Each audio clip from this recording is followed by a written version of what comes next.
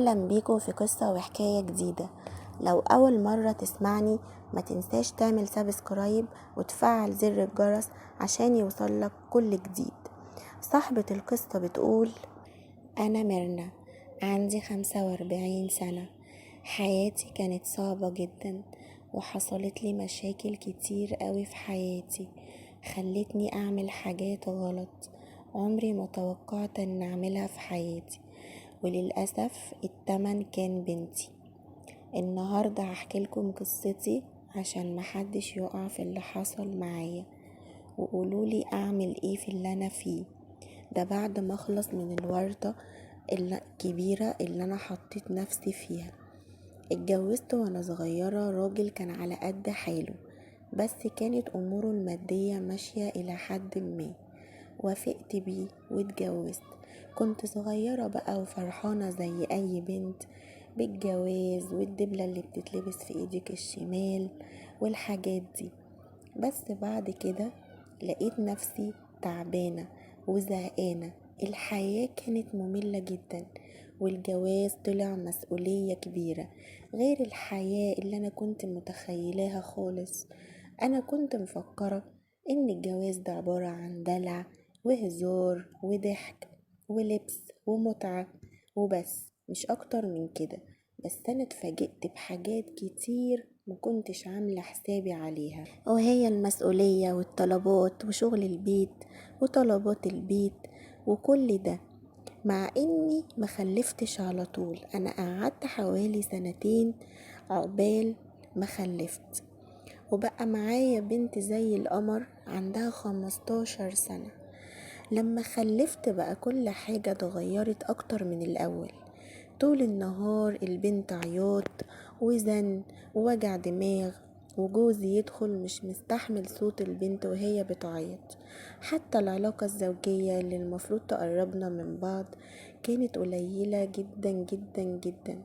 طب اصلا المفروض ان دي الحاجة الوحيدة اللي بتخلي الست تحس ان هي فرحانة وسط كل المشاكل والهموم اللي هي فيها، وانها برضو بتحس فيها بأنوثتها. بس جوزي كان مقصر معايا جدا في العلاقة، وللأسف أنا كنت ست ضعيفة جدا قدام رغبتي، والموضوع ده كان مقصر فيا جدا جدا، وده خلاني فريسة سهلة قدام جارنا اللي كان بيعاكسني في الرايحة وفي الجاية. ودايما كان يقولي ان جوزي مش مقدر النعمة اللي هو فيها، لان انا بجد كنت جميلة جدا، جمال لا يوصف.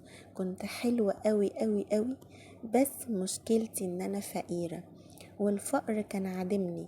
وساعتها الشيطان غواني وخلاني ان انا اتجاوب معاه اكتر من مرة، وكل مرة طبعا كنت ببقى مظبطة اموري وعاملة حسابي وعارفة مواعيد جوزي وكل حاجة. لكن طبعا ستر ربنا خلص، ومرة من المرات دي معرفش ازاي جوزي جه وطب علينا حاجة كده ما كانتش على البال ولا على الخاطر، ما كنتش مرتبة لها خالص، ولا جه في خيالي ان ممكن جوزي يجي في الوقت ده. ما كنتش عارفة ساعتها اعمل ايه. والوقت ده بنتي كانت خلاص كبرت، كان عندها 15 سنة، وجوزي طب في الوقت ده. ما لقيتش اي حاجة اعملها غير ان انا اخد بنتي واهرب. اتحطيت في موقف صعب جدا، هعمل ايه وهروح فين؟ جوزي مش هيسيبني، حتى الراجل اللي اتقفش معايا ضرب جوزي على دماغه وراح هرب وسابني وطلع يجري. واول ما شفت جوزي على الارض، انا طبعا عارفة ان هو ما ماتش، بس انا كنت هعمل ايه يعني؟ خدت بنتي وخدت هدومي ومشيت وطلعت اجري انا وهي، وكانت اخر فلوس معايا في البوك، ما كانش معايا غيرها، وسافرت على بلد محدش يعرفني فيها. كل ده علشان اهرب من الموقف اللي انا حطيت نفسي فيه، ورميت بقى كل حاجة ورا ظهري. خفت اروح لاهلي اللي اكيد طبعا مش هيسكتوا. انا عندي 4 اخوات رجالة وكلهم سمعتهم كويسة جدا وناس غلابة على قدهم، يعني محالتهمش إلا سمعتهم. عشان كده خفت جدا منهم وقلت مفيش مفر من ان انا ابعد عن كل الناس. وطبعا دي مشكلة كبيرة جدا، ما انا رميت نفسي بقى في الشارع، ولا معايا اكل ولا شرب ولا لبس ولا حتى بيت. طب هروح فين؟ وكمان معايا بنتي، وفي بلد غريبة معرفش فيها اي حد. فدي كانت مشكلة كبيرة جدا جدا بالنسبة لي. بس هعمل ايه؟ ما انا مش هقدر اعمل غير كده، وكان لازم ان انا اهرب. ساعتها عرفت بقى قيمة البيت والاربع حيطان، وانك يبقى معاكي راجل يصرف عليكي حتى لو كان ايه. حسيت بقيمة الحاجة اللي انا ضيعتها من ايدي. بس خلاص ما كنتش هقدر اعمل اي حاجة غير اني انا بقى اجرب حظي واعمل اي حاجة عشان اكسب فلوس عشان البنت اللي معايا دي. طبعا انا في الاول كنت خايفة جدا على بنتي، كان كل همي ان انا استر عليها وارحمها من الرمية اللي في الشارع. واخر فلوس كانت معايا عرفت ان انا اجر بيها اوضة، بس يعني اوضة مش حلوة مش قد كده. هي اوضة مفروشة بس يعني مش متوضبة كويس، يعني يدوبك فيها سرير وحمام، والدولاب اللي فيها كان متكسر، وفيها بوتاجاز يعني وحلتين كده. المهم يعني قعدت في الأوضة دي أول يوم، بس دماغي كانت شغالة وعمالة أفكر هعمل ايه وهصرف منين لما الفلوس اللي معايا دي تخلص، لأن الفلوس اللي معايا دي يدوبك هو شهر إيجار الأوضة ومش أكتر من كده، ولا هتكفي أكل ولا شرب. يعني يدوبك أدفع بس فلوس إيجار الشقة. هعمل ايه بعد كده وهروح فين؟ مش عارفة. ملقتش قدامي غير حاجة واحدة بس. طبعا الحاجة ديت مش سهلة على اي ست، بس انا عملتها قبل كده فكان سهل عليا يعني ان انا اكررها تاني. بس المرة دي بقى هتبقى بمقابل، وهي ان انا ابيع نفسي وابيع جسمي عشان خاطر اقدر ان انا اصرف على نفسي واصرف على بنتي. ما انا ماليش اي مصدر دخل غير اللي انا هعمله ده. قعدت ادور يمين وشمال وانزل كل يوم وارجع البيت وانا رجليا مش قادرة تشيلني عشان اشوف حتة اقدر فعلا ان انا اعمل فيها الكلام ده، لحد ما لقيت كباريهات وشقق دعارة كتير قوي وحتت من دي اقدر فعلا ان انا ادخل فيها واعرف اوقع حد اقضي معاه وقت ويحصل بقى زي ما يحصل. المهم ان انا ارجع بيتي ومعايا فلوس.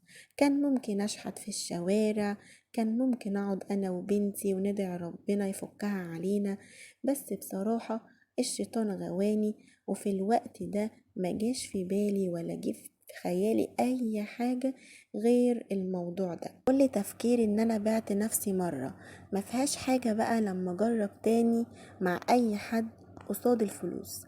وفعلا دخلت المكان ده، بس رغم كل اللي انا قلتلكم عليه ده ان انا ما كنتش عارفة اجاري الجو خالص، وكان باين عليا جدا ان انا زعلانة. ما كنتش عارفة ولا اضحك ولا اهزر زي البنات اللي هناك اللي مش شاغلين بالهم بأي حاجة خالص غير المتعة وبس. بس أنا كنت متأثرة من كل الحاجات اللي حصلت معايا، وإن أنا هربت يعني وسبت مكاني وبنتي اللي سايبها لوحدها. فأنا ما كنتش عارفة أدخل في المود وأهزر كده بصراحة، والموضوع كان صعب عليا قوي.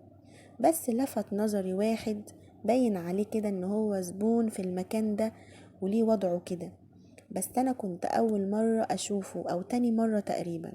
ولقيته ساعتها جه وقعد جنبي وفتح معايا كلام وقال لي انا ملاحظ جدا ان انتي مختلفة شوية عن الناس اللي هنا، وقال لي انا اول مرة اشوفك.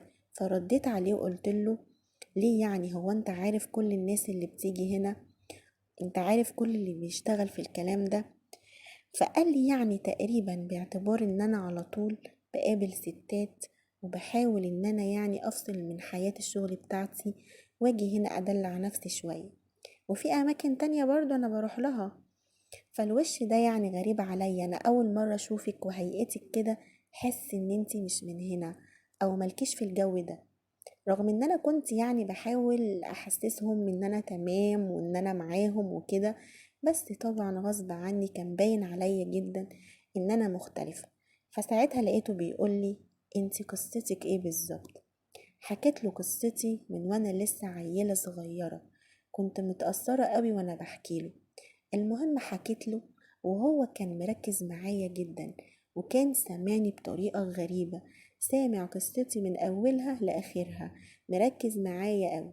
يعني حتى التفاصيل اللي كانت بتقع مني كان هو بيقولي ايه اللي حصل هنا وعملتي كده ليه. هو كان مهتم جدا ومركز معايا زي ما بقول لكم كده. والحاجات دي بصراحة أنا كنت بشوفها في الأفلام بس. فراح قال لي ايه، بصي انا هعرض عليكي عرض هيريحك قوي، انت صعبت عليا. طبعا انا فكرت ان هو بيضحك عليا في الاول. قلت له صعبت عليكي ازاي يعني؟ قال لي يعني صعبت عليا، انا هعمل لك سكن كويس تسكني فيه، وهصرف عليكي انت وبنتك الفلوس اللي تكفيكي، بس انا ليا شرط، ان انت ما تجيش هنا تاني، وانا هجيلك في المكان اللي انا هأجرهولك ده، وانت تستقبليني عادي وان انا اقعد معاكي. فرحت قلت له اكيد انت بتهزر، يعني مش معقول ان انت عايز تتجوزني، انا اصلا ما اتطلقتش، انا هربت من غير ما اتطلق ولا اي حاجة، انا هربت كده وخلاص. راح قايل لي انا ما قلتلكيش ان انا عايزة اتجوزك، انا بقولك ان انا هريحك من الشغل ده كله، وانا ذات نفسي هجيلك اقعد معاكي على طول، حتى يا ستي لو ما جاتلكيش فانا ملزم ان انا اصرف عليكي وعلى بنتك، بس طبعا هاجي افوت عليكي كل وقت والتاني. طبعا انا ساعتها زي الغرقانة، يعني كنت بتعلق بقشاي. كلامه فرحني جدا، قلت بدل ما اقعد هنا مع كل واحد شوية، وكل شوية راجل غير التاني، وكل واحد بقى بدماغه وبطلباته، لا، انا هبقى في مكان لوحدي وهبقى معاه هو وبس. فقلت تمام وارتحت بصراحة من اللي هو قاله لي ده، وقلت لازم استغل النقطة دي واستغل الراجل ده على قد ما اقدر، ما انا ما عنديش بقى مجال تاني لأي حاجة غير كده. وفعلا خدت رقمه، وهو كمان اخد رقم وبدأ يتواصل معي. ومن تاني يوم كلمني وقال لي اوعي تروحي الشغل، واتقابلت معاه انا وهو ورحنا فعلا وشوفنا الشقة. بس انا كنت مخلية بنتي بعيدة عن كل ده، ما خليتهاش ان هي تدخل معايا في اي تفاصيل ولا ان هي تعرف اي حاجة. ورحنا الشقة فعلا وظبطنا كل حاجة، وهو جاب لي لبس وجاب لي بنتي لبس برضو، واداني فلوس كتير جدا جدا جدا. معرفش هو بيجيب الفلوس دي كلها منين، كل اللي انا اعرفه انه هو رجل اعمال بيكسب كتير جدا، بس انا معرفش هو بيشتغل ايه بالظبط. المهم بعد ما خدت مفتاح الشقة منه، رحت لبنتي بقى وانا طايرة من الفرحة، قلتلها اخيرا اخيرا قدرت ان انا اجرلك مكان تاني كويس جدا. قالت لي طب ازاي يا ماما عملتي كده، منين يا ماما؟ قلت لها يا بنتي ما تسألنيش، المهم ان انتي هتعيشي عيشة احسن من الاول.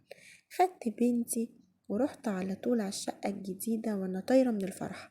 كلمت الراجل اللي هو بيجيب لي كل الحاجات دي واتفقت معاه، وقلت له انا ليا شرط، انا شرطي الوحيد ان انت قبل ما تيجي لازم تعرفني وتتصل بيا بالتليفون، عشان انت عارف ان انا عندي بنتي وما ينفعش ان انت تيجي وهي موجودة، فانت عرفني قبلها وانا ساعتها هشوف ممكن اوديها في اي مكان. وانا فعلا كنت بحاول في الوقت ده ان انا زحلق بنتي باي طريقة، يعني لما هو بيه يعني مثلا كنت ابعتها تشتري لنا حاجات، بعد ما طبعا كنا خلاص عرفنا الاماكن ان احنا بنروحها، كنت ابعتها السوبر ماركت، كان معايا الفلوس وانا عرفتها بقى الاماكن اللي تشتري منها الحاجات اللي انا عايزاها. المهم ان انا اعمل اي حاجة واخليها مش موجودة في البيت.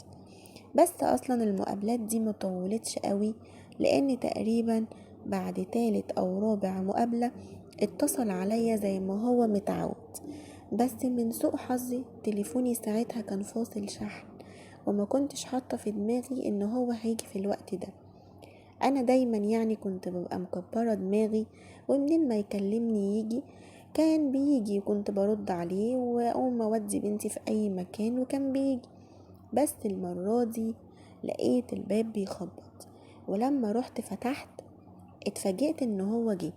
ساعتها لقيته عايز يدخل وفعلا دخل. بس بعد ما دخل بقوله انت ليه ما اتصلتش ولا عرفتني انك جاي؟ وطبعا غمزتله كده عشان يفهم ان انا بنتي موجودة. لقيته بيقولي ده انا جاي عشان الشغل ومش عارف ايه وكده، وبيتكلم معايا واتصلت عليكي وتليفونك كان مقفول، عشان كده قلت اجيلك. بس ساعتها في الوقت ده شاف بنتي اللي ما كانتش تقل عني في الجمال، بالعكس دي كانت اجمل مني بكتير جدا، وطبعا كانت اصبى مني واحلى مني. عشان كده دايما كنت مدرياها، عشان انا عارفة ان هو لو شافها هيعوزها وهيطلبها مني.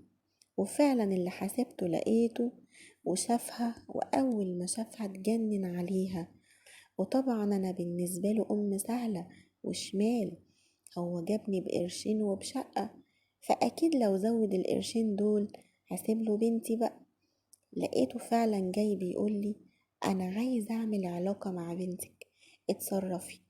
قلتله لا، انت اتجننت، انا قدامك اهو، اعمل فيا اللي انت عايزه، انما بنتي حرام عليك، دي لسه بنت بنوت، انا ما عنديش استعداد ان انا ابوظ حياتها، كفاية حياتي اللي باظت.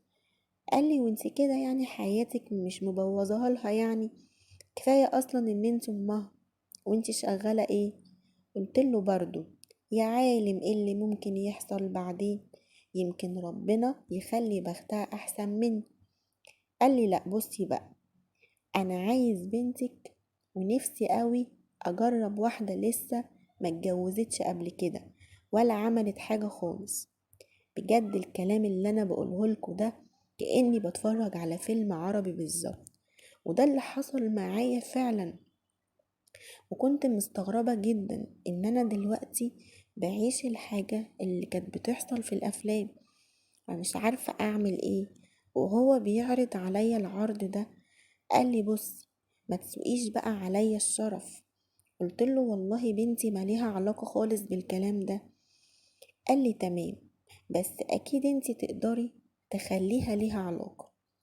انا ما صدقت لقيت واحدة بنت بنوت. قلت له يعني انت عايز ايه دلوقتي؟ قال لي بصي انا هعرض عليكي بقى عرض اكبر من العرض الاولاني، طالما الفلوس بقى بتيجي معاكي سكة. طبعا انتي الشقة اللي انتي قاعدة فيها دي ايجار، ولو انا ما بقيتش موجود انتي هتبقي في الشارع. قلت له ما انا عارفة الكلام ده.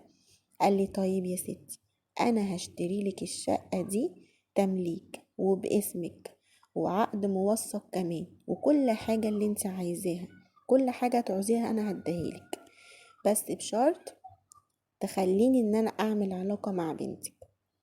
وطلب مني ان انا احاول اقنع بنتي باي شكل من الاشكال.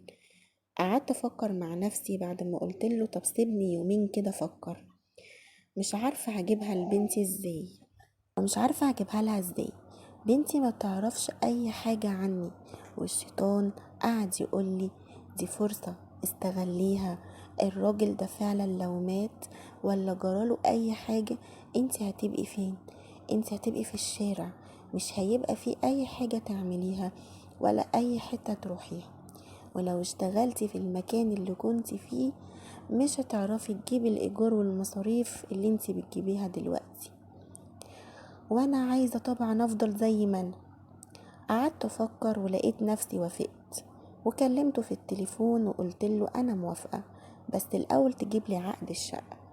قال لي لا، انتي عارفة ان انا مش هضحك عليكي، وزي ما عملت اللي فات ده هقدر اعمل ده، بس انا مش ضمنك، انتي ممكن اشتري لك الشقة تضحكي عليا، ولو قلتلك انا هفضحك ولا هعمل فيكي حاجة مش هيشغلك بقى، ما الشقة هتبقى باسمك وانتي هنا محدش يعرفك، يعني عشان تخافي على نفسك ولا حاجة. وهو طبعا ما كانش يعرف عني اي تفاصيل انا من انهي بلد او كده عشان يهددني باي حاجة. فقلت له طيب بعدين؟ قال لي انتي بس نفذي اللي قلتلك عليه وملكيش دعوة. في الفترة اللي أنا اشتغلت فيها دي قبل كده، يعني كنت بشرب أي حاجة، مخدرات بقى، برشام، أي حاجة من المكيفات اللي هي تخلي الواحد ما يبقاش حاسس بنفسه يعني. كنت بعملها ساعتها. فكرت في فكرة، قلت طيب خلاص أنا ممكن أخلي بنتي تتعود إن هي تشرب. وبقيت فعلا كل يوم أحط لها حباية في العصير، أقول لها خديها، دي حاجة هتخليكي إن انتي يعني مبسوطة كده ومفرفشة، وهيخلي مزاجك حلو. في اليومين دول بقى خليت بنتي مهيئة تماما ان هي ما تبقاش حاسة بأي حاجة ولا واعية لأي حاجة. بعدين كلمته في التليفون وقلت له انا مستعدة، بس انت هتيجي على اساس ان انت هتقعد معانا قعدة عادية، يعني ما تدخلش تتكلم في حاجة معاها. قال لي تمام. اول ما دخل سلمت عليه وقلت لها اقعدي شوية مع الضيف، ودخلت جوه عشان اظبط القعدة بقى والاكل والحاجات دي. طلعت لقيتهم قاعدين مع بعض، الدنيا تمام وعمالين يضحكوا ويهزروا، وكانوا بيشربوا طبعا، وبنتي كانت بتشرب معاه. وقعدنا احنا التلاتة بقى نشرب ونضحك ونهزر، وكان كل همي ان بنتي ما تبقاش حاسة بحاجة وتبقى تايهة كده، عشان انا ما كنتش عارفة اصلا افتحها في الموضوع ده ازاي ولا هتكلم معاها ازاي. لحد ما حصل اللي حصل وخلاص بقى، كانت هي مش مركزة في اي حاجة ولا حاسة باي حاجة خالص.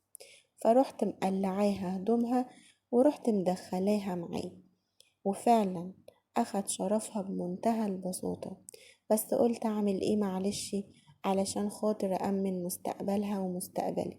ما كانش عندي اي بديل تاني خالص. وساعتها فعلا انا اللي اديتها له بايديا، وكنت قاعدة برا الأوضة متضايقة. كنت حاسة بألم ووجع على الموقف اللي أنا فيه، رغم المخدرات اللي أنا كنت شارباها، بس برضو كان جوايا وجعني. كنت قاعدة بكلم نفسي وأقول لها سامحيني يا حبيبتي، كان نفسي إن أنا أخليها تبقى أحسن مني، بس أنا معرفتش. خلاص رجلي غرزت في الوحل، ومش هنقدر إن احنا نخرج من الوحل ده أبدا. وبعد كده هو خلص ومشي الصبح، بعد ما سابلي طبعا مبلغ كبير جدا، ووعدني ان هو يعمل الاجراءات بتاعة الشقة. وفعلا في ظرف اسبوع كان معايا عقد الشقة، خلاص بقى بقت باسمي وكل حاجة كانت متوثقة. بس طبعا بنتي لما صحيت تاني يوم قبل ما اخد العقد، كان يوميها لقيتها كده مش مركزة وما كانتش فاهمة ايه اللي جرالها. قعدت معاها وقلت لها بصي يا بنتي، عايزاكي ما تزعليش مني، كان نفسي يبقى ليكي ام احسن مني بكتير، بس احنا ظروفنا كده. انا ما كانش عندي فرصة ان انا املك شقة ولا عفش ولا اي حاجة من دي، ودي هي الطريقة الوحيدة اللي انا قدرت اعمل بيها ده. قالت لي قصدك ايه يا ماما؟ قلت لها قصدي ان احنا هنشتغل الشغل ده بعد كده، لان احنا ما عندناش مجال تاني نكسب منه، وما عنديش فرصة تانية اجيبلك منها فلوس دي. فبمنتهى البساطة والسهولة جسمنا هو راس مالنا، وراس مالنا الوحيد، وبالطريقة دي انا وانتي هنعيش ملوك. بس كل اللي انا طالباه منك ان لما يجي الراجل ده البيت عامليه كويس جدا، وتعرفي ان خلاص ان انا وانتي بقينا زي بعض. قالت لي اللي تشوفيه يا ماما، انا كمان مش فارق معايا حاجة خلاص بعد اللي حصل ده. قلت لها انتي مش زعلانة مني؟ قالت لي مفيش وقت للوم والعتاب، انا فاهمة انتي عملتي كده ليه، انه غصب عنك، لان كان باين عليا طبعا الزعل، بس طبعا ده مش تبرير ابدا للي انا عملته ده. انا عودت بنتي على الطريقة دي وعلى العيشة دي، كنا بنصرف من غير حساب وبنجيب كل اللي نفسنا فيه، ووقت ما البيضة كلمنا بنجهز نفسنا احنا الاتنين ونقعد نهزر ونضحك ونشرب عشان ما نحسش بحاجة. لحد ما مرة على مرة لقيته بيقولي ان هو مدوخ نفسه ورانا احنا الاتنين. فانا قلت له يعني انت تقصد ايه؟ فراح قال انا ادخلك وادخل لها ليه، تعالي نجرب كده نعمل ليلة مع بعض وننبسط كلنا سوا، زي يعني الحاجات اللي بنتفرج عليها دي. ساعتها مش عايزة اقول لكم بقى ما هو الموضوع اصلا كان بالنسبة لي خلاص ما كانش هيفرق كتير، وابتدينا ان احنا نمارس العلاقة والرذيلة دي واحنا كلنا مع بعض ومرة واحدة وفي سرير واحد. الموضوع ده عجبه جدا، بقى بيحس بالإثارة أكتر، يعني بيبقى مبسوط جدا جدا. وطبعا أي حاجة شاذة بتعجب الناس الغلط، واحنا كنا كلنا غلط في غلط وشمال، والحاجة دي كانت شاذة. عشان كده أي حاجة شاذة وغير مألوفة كان بيحاول إن هو يجربها معانا. ما احنا بقى ناس جايين بالفلوس. اي نعم الموضوع ده كان بيجرح قوي، بس احنا كنا بنكسب فلوس كويسة جدا جدا جدا، وهو ما كانش مخلينا محتاجين اي حاجة. بس بعد فترة من الوقت حسيت ان انا قلقانة كده ومش مطمنة. قلت احنا عايشين كويس قوي، بس مش شايلين فلوس على جنب.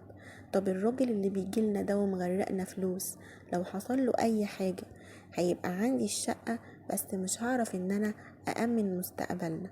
ساعتها قعدت أتكلم مع بنتي، ولأن هي فاهمة عني لقيتها بتقولي بصي يا ماما، احنا ممكن نعمل صفحة على النت. وكانت بتشوف حاجات من دي كتير قوي، وبنات كانت بتخش في التعليقات مثلا وتظهر صورها، وكان الشباب بيكلموهم وممكن ان هم يتقابلوا بعد كده في مكان. بس انا ساعتها قلت لها انا عندي خطة احلى من خطتك دي. اعملي الجروب ده عادي واشتغلي زي ما انتي بتقولي، بس انا عايزاكي تجيبي الرجالة اللي هم معاهم فلوس كتير، الناس المراكز المتريشة، دول اللي احنا نقدر نستفاد من وراهم. لكن الكحيانين دول الفقراء اللي معهمش فلوس، دول هنعمل بيهم ايه؟ احنا عايزين ناس تكونوا في نفس مستوى البي اللي بيجيلنا ده، تعرفي تاخدي منهم قرشين. ولقيتها عايزة تكتب مثلا ان الوقت بكذا والساعة بكذا. قلت لها لا، ما تشغليش بالك بالموضوع ده، اعملي بس اللي انا بقولك عليه. فعلا مسكت الصفحة وكانت مهتمية بيها قوي وبتنزل شغل عليها، ومع الوقت ابتدت فعلا ان هي توقع شباب. بس ما كناش بنسمح لأي حد يجيلنا غير لما بنتي تقعد تتكلم معاه يوم واتنين وتلاتة الأول، وتعرف هو بيشتغل ايه واهله منين وبيكسبوا كام، عشان تعرف هما معاهم فلوس ولا لأ. اللي بتلاقيه معهمش فلوس كانتش بتركز معاهم وكانت بتعمل لهم بلوك، اما الناس اللي معاها فلوس كانت بتظبط لهم مواعيد. بس طبعا كان دايما المواعيد بنحاول نظبطها على اساس مواعيد البي اللي بيجيلنا، لان ما كانش ينفع ان احنا نخسره ابدا مهما كان، لان هو برضو الاساس في كل حاجة، وما كنتش عايزاه يبعد عننا، لانه هو كان عليه دور كبير قوي، وكنت معتمدة عليه في الفلوس اللي انا هاخدها من الرجالة التانية دي، ان انا احوشها. بس يعني مش عايزة اصرف على نفسي منهم، خلاص بقى ظبطنا امورنا ورتبنا حياتنا، وجبنا كمية مخدرات وحاجات خليناها في البيت كتير جدا، وجبنا اسطوانات وركبنا كاميرات مراقبة في كل حتة في الأوضة. بعد كده جالنا أول شاب، وبعد كده أول شاب ده كان معاه فلوس كتير جدا جدا جدا، خدنا منه ميعاد، بس ميعاد كان بعيد عن مواعيد البيت خالص. وفعلا جبت ميك اب حلو جدا، وحطينا ميك اب بحيث يبقى مغير شكلنا شوية، ان هي يعني ملامحنا ما تبقاش باينة قوي. كنا بنغير ملامحنا بالكونتور، وكنت معلمة بنتي تعمل اوضاع معينة بحيث ان الكاميرا ما تبقاش جايبة وشها، تبقى جايبة جسمها بس تبقى جايبة شكل الراجل وكل حاجة عنه، بحيث ان احنا بعد كده نقدر ان احنا نجيب منه فلوس ونبتزه بالفيديو ده. والخطة دي زي ما رسمتها في دماغي، قالت ديت اللي هتخلينا معانا فلوس كتير قوي. وساعتها حسيت ان انا بقيت طماعة، يعني الموضوع ما بقاش بقى مصاريف وان انا اكل واشرب، لا، الموضوع عندي بقى مختلف تماما، وما بقعدش بفكر في اي حاجة خالص في الدنيا غير الفلوس، وفي الشهوة والمتعة والشرب وكل الحاجات الغلط اللي انا ماشية فيها. والكاميرات دي انا عملتها كان هدفي ان احنا نصور الشخص اللي معانا، وبعد ما نصوره نصور نفسنا بالطريقة اللي انا قلتلكوا عليها، بحيث ان احنا شكلنا ما يبقاش باين. وكل ده ليه؟ عشان لما اتصل عليهم بعد ما يمشوا ابتزهم. وطبعا كلهم ولاد ناس وناس معروفة وتقال جدا، وهيخافوا على سمعتهم وسمعة أهاليهم. عشان كده كنت عايزاهم ولاد ناس وأغنياء، عشان إن هم يخافوا من الفضيحة وفي نفس الوقت إن هم يدفعوا. وبعد ما يمشوا بيوم واتنين اروح ابعت لهم الفيديوهات واقول لهم ادخلوا اتفرجوا.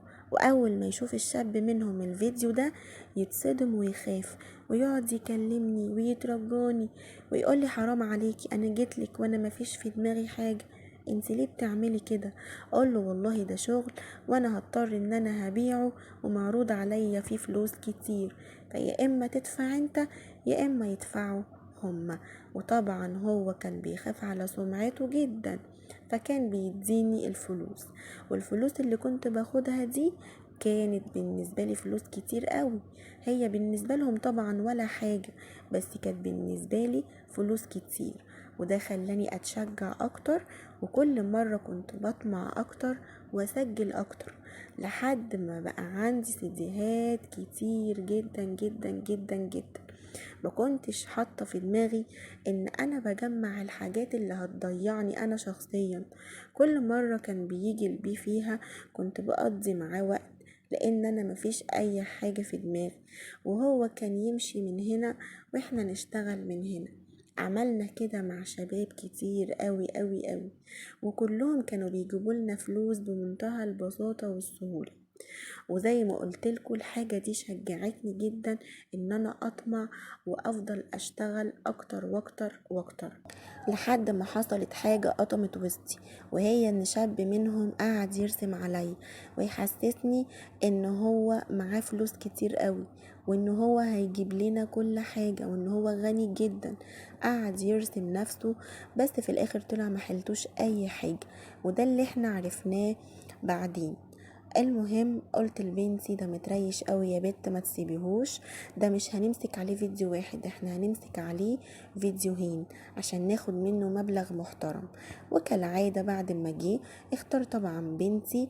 وبعد كده بعد ما خلص معاها قلت لها انا كمان عايزة اقضي معاك يوم، بحيث ان احنا نصور له فيديوهين.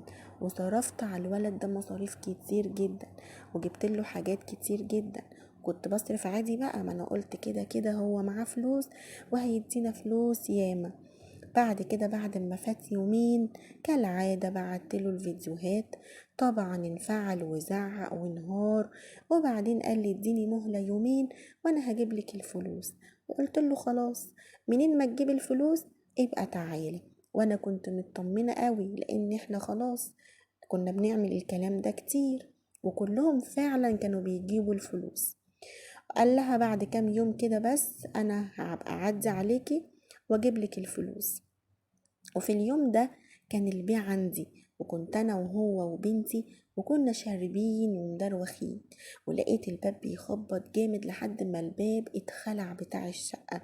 واتفاجئت بالمباحث موجودة عندي في قلب الشقة وفي أوضة النوم، لفونا كلنا في ملايات وخدونا ومشينا. وهناك عرفت ان الولد ده معهوش اي حاجة خالص، هو بس كان بيقول لنا كده، وكده كده دنيته خربانة وحس انه هيتفضح، فقال خلاص انه هو يروح يبلغ في المباحث عشان احنا كمان ناخد جزاءنا. وهو قال لهم كل حاجة علينا، انه هو عرفنا من طريق النت، وقال لهم كل حاجة وان احنا عملنا ايه بالظبط، وكمان قال لهم على مكان الشقة وبنعمل ايه، وكل حاجة احنا بنعملها بقت في ايد الحكومة.